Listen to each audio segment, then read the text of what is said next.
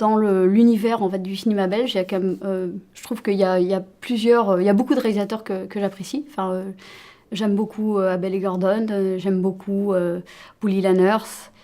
Et voilà, j'aime beaucoup aussi cette capacité qu'il y a en Belgique à proposer des univers fantastiques, à créer une espèce de quelque chose qui frôle à la fois le film de genre et le film d'auteur.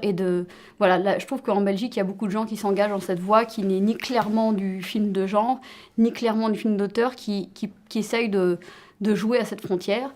Et voilà, je trouve que ça génère des choses vraiment intéressantes. Donc oui, pour moi, je dirais, et un des films belges qui m'a vraiment marqué, là, c'était quand j'étais fort jeune, quand j'avais 18 ou 19 ans.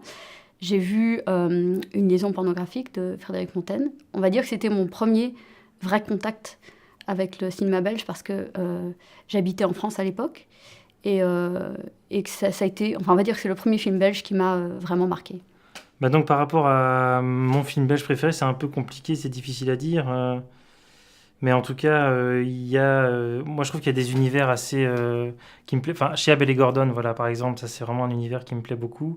Un des films qui m'a marqué, c'est leur premier, L'Iceberg.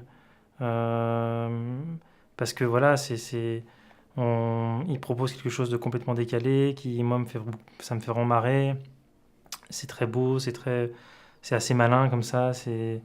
Et donc voilà, mais après, le côté très onirique comme ça, ou très fou, qu'on retrouve moi aussi dans un univers un peu différent, mais chez Pattari Aubier, en tout cas avec Panique au village, c'est aussi quelque chose que j'aime beaucoup, moi. Bah, il y a des choses très très différentes dans le cinéma belge, très diverses entre les Dardennes, Pattari Aubier. Enfin, il y a des univers, il y a des gens qui ont vraiment une patte très différente. Donc, moi, je dirais pas qu'on peut reconnaître un film parce qu'il est belge, parce qu'il y a tellement de choses différentes. Mais par contre, il y a une façon de faire du cinéma qui est particulière.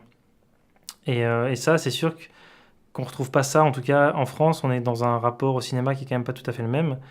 Et ça, c'est particulier à la Belgique et à ce côté assez, finalement, même artisanal de la façon dont on fait les films. Pour moi, l'identité du cinéma belge, c'est un petit peu comme l'architecture de Bruxelles. C'est-à-dire moi, j'ai fait de l'urbanisme, je suis urbaniste de formation, et on parle de bruxellisation des villes quand elles commencent à avoir un côté un peu hétéroclite, qu'on commence à avoir des bâtiments de toutes les différentes époques qui sont collés les uns aux autres. Et je trouve qu'il y a aussi cette qualité-là dans le cinéma. C'est-à-dire que ce qui est particulier à la Belgique, c'est d'arriver à faire cohabiter des choses tellement différentes, juste les unes à côté des autres.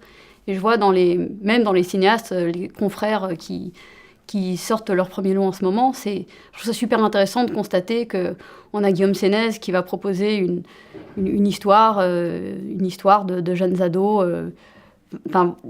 quelque chose d'assez naturaliste, à côté d'un Xavier Seron qui va lui proposer quelque chose avec une couleur beaucoup plus acide. C'est vraiment intéressant de voir la cohabitation des différents cinémas qui se juxtaposent, même chez des gens de la même génération, même chez des gens qui vivent la même époque. Retrouvez tout le cinéma belge sur cinevox.be.